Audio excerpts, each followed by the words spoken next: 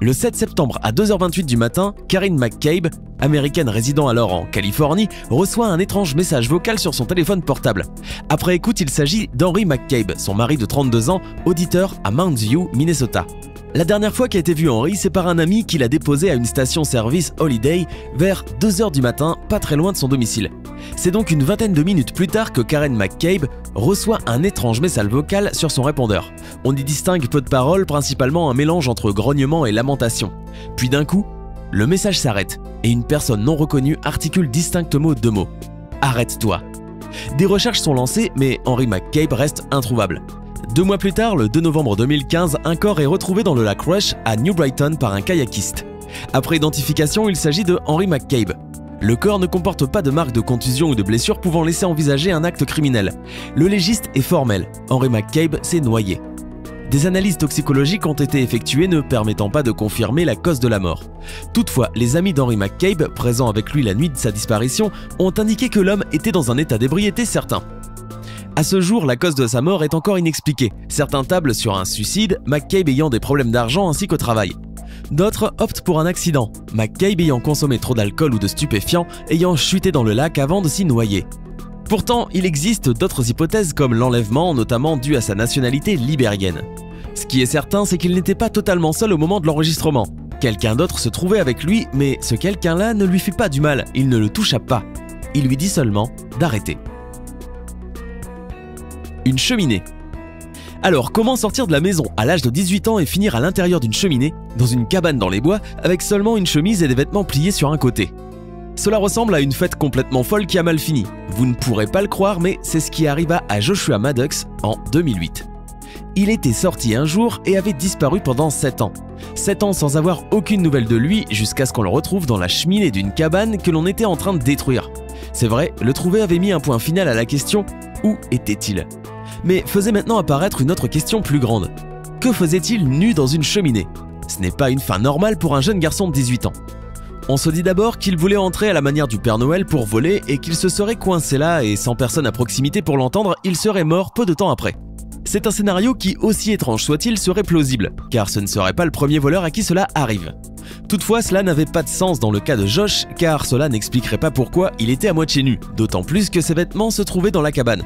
En outre, il s'était coincé dans la partie inférieure, c'est-à-dire qu'on voyait clairement les pieds qui sortaient.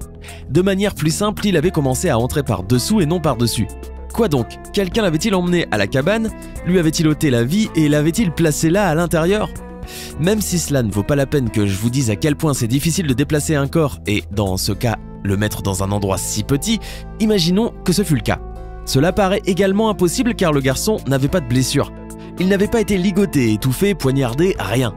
L'avait-on alors convaincu de le faire en le lui demandant tout simplement? Lui avait-on demandé de le faire de grâce? Dans tous les cas, cela paraît bizarre. Cela paraît bizarre même si l'hypothèse est largement acceptée.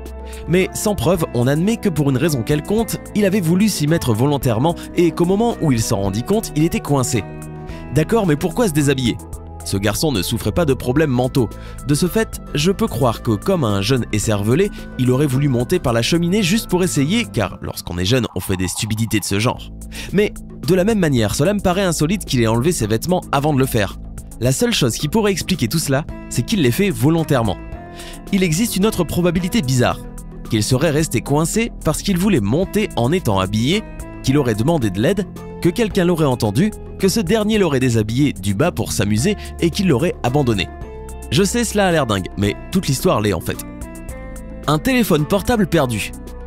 En 2014, à Fidji, un garçon monte dans un taxi et se rend compte que quelqu'un y a oublié son téléphone portable. En cherchant de quoi contacter son propriétaire, l'étudiant passe quelque temps dans les fichiers du téléphone. Il y découvre alors une vidéo, vraisemblablement tournée entre 2012 et 2013. Durant la dizaine de minutes de vidéo, on y découvre l'exécution de sang-froid de 4 hommes à la mer. Un par un, ils sont abattus d'une rafale de balles, inondant l'eau salée de leur sang.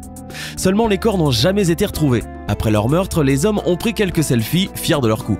Des voix sont clairement entendues permettant d'identifier plusieurs langues, le chinois, le vietnamien et l'indonésien. Plusieurs navires entourent la chaloupe. Un des bateaux a été identifié, il appartient à un homme du nom de Lin Yuchi, resté muet concernant son implication. À ce jour, les meurtriers n'ont pas été arrêtés. Puisque la localisation des lieux n'a pas pu être effectuée, aucun gouvernement n'a souhaité prendre l'initiative de mener une enquête. Et pour cause, les actes similaires sont légion dans la région. Selon le New York Times, en 2013, 6000 crimes avaient été commis dans les eaux proches de la Malaisie, de l'Indonésie et du Vietnam. L'incident pourrait bien correspondre à un acte de piraterie manqué, un règlement de compte entre pêcheurs ou simplement une exécution sommaire. Toutefois, sans enquête concrète, l'affaire ne sera jamais élucidée. Un expert de Sherlock Holmes. S'il y a bien quelque chose de mystérieux, c'est la façon dont est survenue la mort de Richard Green, un homme considéré comme un expert dans tout ce qui se rapporte aux œuvres de Sherlock Holmes. Comme si cet intérêt pour le mystère, les détectives et les décès non résolus l'amenèrent à connaître lui-même une fin inexpliquée. Richard a été trouvé dans son lit, entouré d'ours en peluche et étranglé, mais d'une manière un peu étrange, avec des lacets de chaussures et une cuillère en bois, de telle manière que les lacets étaient enroulés sur le dos de la cuillère qui l'étouffait. C'est bizarre car c'est très laborieux. Pour commettre un meurtre de cette façon, l'utilisation des lacets et de la cuillère montre qu'on avait improvisé. Mais entourer le corps avec des ours en peluche montre un certain orgueil. C'est comme si on ornait un travail. Pour quelqu'un qui est capable de décorer un cadavre, improviser avec la cuillère, ça ne colle pas. Peut-être que c'est aussi ce que se dit la police. Elle entra, le vit, prit les papiers et écrivit bien grand dans la partie « cause du décès, suicide ». Dans ces cas-là, qui ne sont pas très clairs, c'est souvent ce que la police met par défaut, sans plus. Après la parution du rapport médico-légal, on affirma rapidement que cela était assez compliqué, pour ne pas dire impossible. L'asphyxie de Richard Green survint en serrant les lacets avec la cuillère. Si la personne, aussi résolue soit-elle, l'avait fait elle-même, elle se serait évanouie avant de réussir à s'étouffer. En s'évanouissant, elle se contracte et ne s'étouffe pas.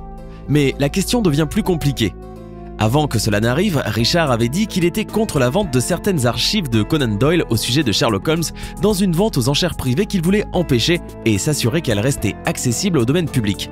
Cela avait apparemment agacé certaines personnes à tel point qu'une semaine avant sa mort, Richard Green déclara qu'il craignait pour sa vie, que quelqu'un de la société de Sherlock Holmes le poursuivait, mais que malgré tout, il ne changeait pas sa position par rapport aux archives. Et c'est ainsi que l'on retrouva Richard Green, le plus grand fan de Sherlock Holmes, dans son lit sans vie, entouré d'ours en peluche. Un cœur perdu. Ceci est le comble de l'étrangeté. Comment cela a-t-il pu arriver ou pourquoi quelqu'un l'aurait-il fait? Il s'avère qu'à la mi-2016, quelques ouvriers découvrirent un cœur dans un sac jeté par terre près d'une station-service. Un cœur que l'on n'avait même pas pris la peine de cacher le moins du monde.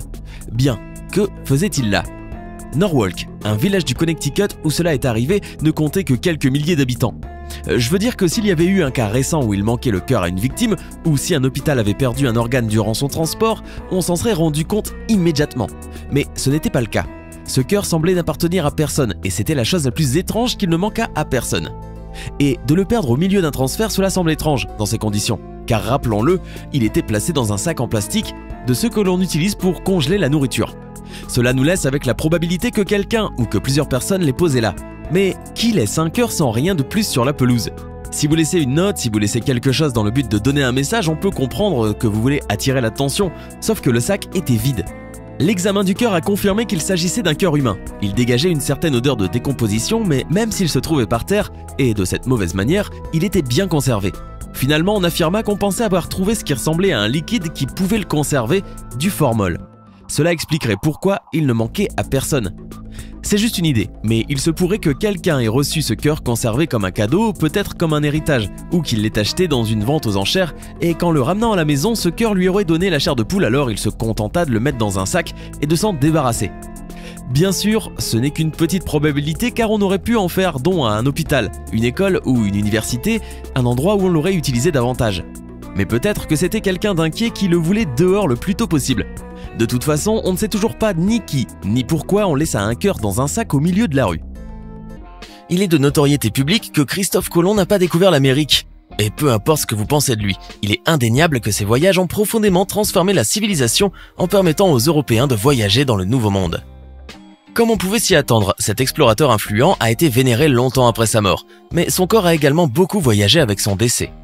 Malgré qu'il soit un personnage historique célèbre, personne ne sait avec certitude où ses restes ont été enterrés. Deux sites revendiquent l'emplacement de ses restes, la cathédrale de Séville, dans le sud de l'Espagne, et le phare de Christophe Colomb à Saint-Domingue, en République dominicaine. Et c'est là que les choses se compliquent. La confusion a commencé en 1506 lorsque son fils fut mécontent de son enterrement dans la ville espagnole de Valladolid et l'emmena dans un monastère à Séville. Les Français ont conquis l'île des Espagnols et les ossements de Columbus ont été transférés à La Havane, à Cuba. Lorsque Cuba a obtenu son indépendance vis-à-vis de l'Espagne en 1898, les restes ont été, en théorie, ramenés à la cathédrale de Séville. Après cela, une boîte d'ossements a été trouvée à Saint-Domingue, suggérant que les restes du fameux navigateur n'avaient en fait jamais été déplacés. En 2006, des chercheurs espagnols ont affirmé avoir finalement résolu le mystère. Ils ont pris l'ADN du frère de Christopher, Giggle, et l'ont comparé à des fragments d'os de même taille provenant de l'explorateur. Mais cela ne prouve pas que ceux qui sont détenus en République dominicaine ne le sont pas également. Les autorités ont refusé de permettre à ceux-ci d'être testés, par respect pour les morts, et parce qu'elles tiennent fermement à ce que leurs restes ne quittent jamais la République dominicaine. Ainsi le mystère de son dernier lieu de repos perdure. Ces ossements sont-ils dans ces deux lieux ou en Espagne? Pourquoi la République dominicaine refuse-t-elle d'approuver les tests? Peut-être qu'ils n'ont pas envie de connaître la vérité. Qui sait? La compagnie perdue de Roanoke est l'un des plus anciens mystères non résolus d'Amérique, qui remonte au mois d'août 1587. Ce qui s'est passé, c'est que 115 colons anglais ont établi leur camp sur l'île de Roanoke, au large de la côte moderne de Caroline du Nord. Le gouverneur John White a décidé qu'il devait rentrer en Angleterre pour faire venir plus de fournisseurs. L'avant-poste et lui ont donc laissé sa femme, sa fille et sa petite-fille, ainsi que les autres colons pour faire un aller-retour en Angleterre. Une grave erreur. À son retour en Angleterre, une importante guerre navale éclata entre l'Angleterre et l'Espagne. Aussi, la reine Elisabeth insista pour que tous les navires disponibles soient mis à disposition pour combattre. White tarda donc en Angleterre et ne réussit à revenir dans la colonie que 3 ans plus tard, en 1590. Et vous savez que beaucoup de choses peuvent se passer en 3 ans. À son grand étonnement, lors de son arrivée, il ne restait plus aucun signe de la colonie et tout simplement aucune trace de l'un des colons. Tout semblait abandonné, et le seul indice étrange sur ce qui s'était passé était une gravure dans un poteau en bois portant l'inscription « Croatoan ».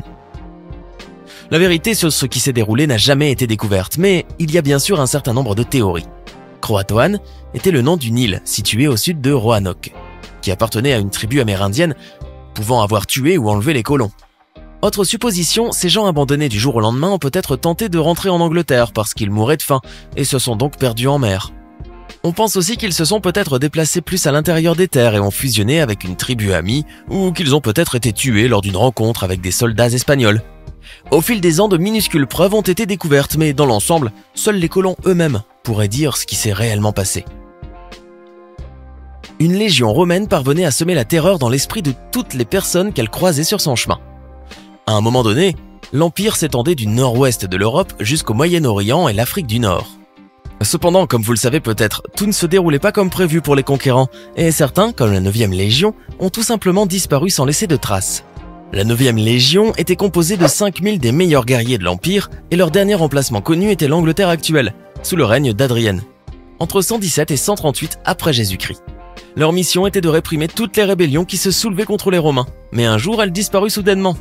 Les soldats ont-ils rencontré une puissante horde calédonienne? Ont-ils été redéployés dans des zones de combat au Moyen-Orient? Ou ont-ils été battus de la même manière par les Perses? Les historiens trouvent continuellement des preuves qui privilégient l'une ou l'autre de ces théories.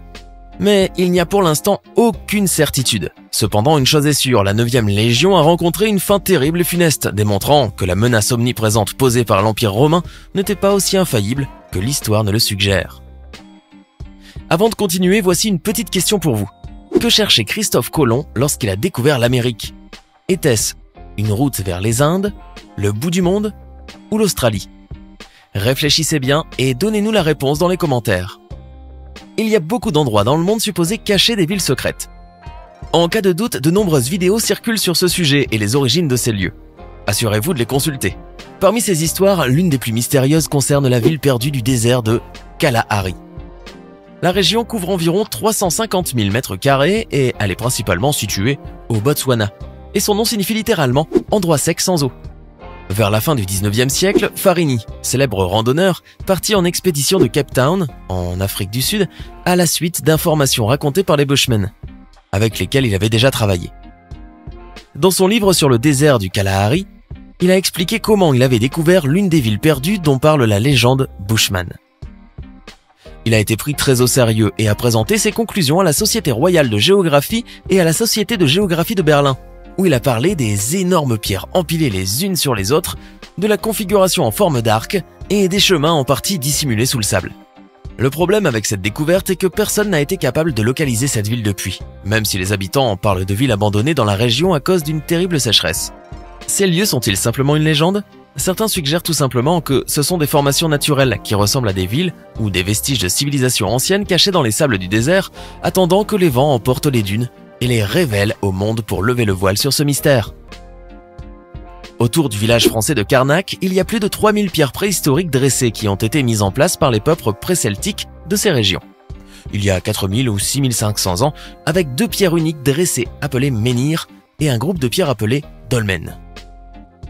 C'est le plus grand arrangement de pierres de ce genre au monde, mais personne n'a la moindre idée de son origine. Le groupe principal de pierres est formé de 12 rangées. Il s'étend sur près de 1,6 km, avec une pierre circulaire à chaque extrémité. Les pierres les plus hautes atteignent plus de 4 mètres du côté ouest et deviennent de plus en plus petites vers le côté est, où elles mesurent environ 60 cm de hauteur. Selon la légende locale, une légion romaine se promenait dans la région lorsque le sorcier Merlin les transforma en pierre. D'autres supposent qu'ils ont été conçus comme un détecteur de tremblements de terre, ou comme un mémorial pour les ancêtres, ou encore pour tracer les étoiles. Vous l'aurez compris, aucune preuve à ce jour n'a été trouvée quant à leur véritable but, faisant de ces pierres un mystère qui pourrait durer encore 6000 ans.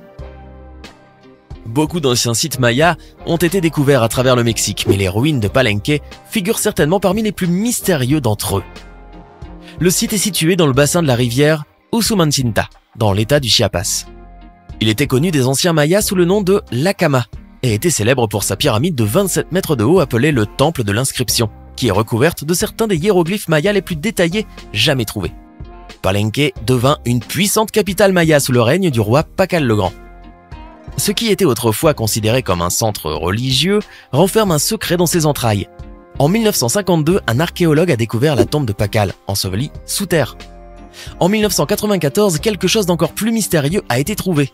En effet, des chercheurs ont découvert un couloir caché derrière un mur qui menait à une chambre centrale. Le directeur du site savait qu'il devait y avoir quelque chose d'important derrière ce mur. À l'intérieur se trouvait un sarcophage monolithique en calcaire qui n'avait pas été vu depuis au moins 1300 ans. Il y avait 2 squelettes à côté de la structure, l'un d'un jeune garçon présentant des signes de sacrifice et l'autre d'une femme adulte avec des blessures similaires. Lorsque le couvercle de la tombe a finalement été enlevé, les restes d'une femme décédée ayant la cinquantaine ont été retrouvés recouverts d'une poudre rouge, ce qui en fait un cinabre hautement toxique, également appelé sulfure mercurique. Le sulfure de mercure était souvent utilisé dans les œuvres d'art anciennes de l'époque et aurait pu être utilisé comme offrande sacrée ou comme rituel d'embaumement, le rouge représentant le soleil levant. Elle portait un masque funéraire en jade et avait seulement quelques dents, indiquant qu'elle faisait partie de l'aristocratie. Surnommée la Reine Rouge, les archéologues tentent toujours de déterminer pourquoi cette personne était si importante pour être enterrée ici, et pourquoi elle était recouverte si généreusement d'une poudre rouge mortelle. Certains pensent qu'elle aurait pu être la reine venue épouser le roi Pacal en 626 à Palenque, ou sa mère, ou un autre membre de la famille. Pour l'instant, elle reste connue sous le nom de Reine Rouge. Elle était l'une des femmes les plus célèbres de l'histoire et le dernier pharaon de l'Égypte ancienne. Mais le lieu de repos de Cléopâtre reste toujours un mystère complet. On pense que Cléopâtre s'est suicidée dans son mausolée avec le venin d'un aspic. Une façon particulièrement cruelle de mourir, mais beaucoup plus digne que de finir capturée et de défiler enchaînée dans les rues de Rome. À la suite de son décès, Cléopâtre a été embaumée aux côtés de son amant romain Marc Antony. Mais son mausolée a disparu depuis des milliers d'années. Les archéologues sentent qu'ils sont sur le point de résoudre ce mystère grâce à des fouilles dans les eaux et les déserts des environs d'Alexandrie. La configuration topographique était très différente de son vivant, et il est fort possible que de nombreux tremblements de terre et raz-de-marée l'aient enterré bien au-delà de son lieu de repos d'origine. La découverte de la tombe de Cléopâtre serait sans aucun doute l'une des plus grandes découvertes archéologiques jamais réalisées. Il n'est donc pas surprenant que les chercheurs s'efforcent de résoudre ce mystère. Qui sait ce qui se passera de notre vivant et qui apportera une nouvelle compréhension de la mort de la dernière reine d'Égypte? Alors, lequel de ces mystères rêveriez-vous de percer à jour? Dites-le nous dans les commentaires. Sinon, Christophe Colomb cherchait la route des Indes lorsqu'il a accidentellement découvert l'Amérique.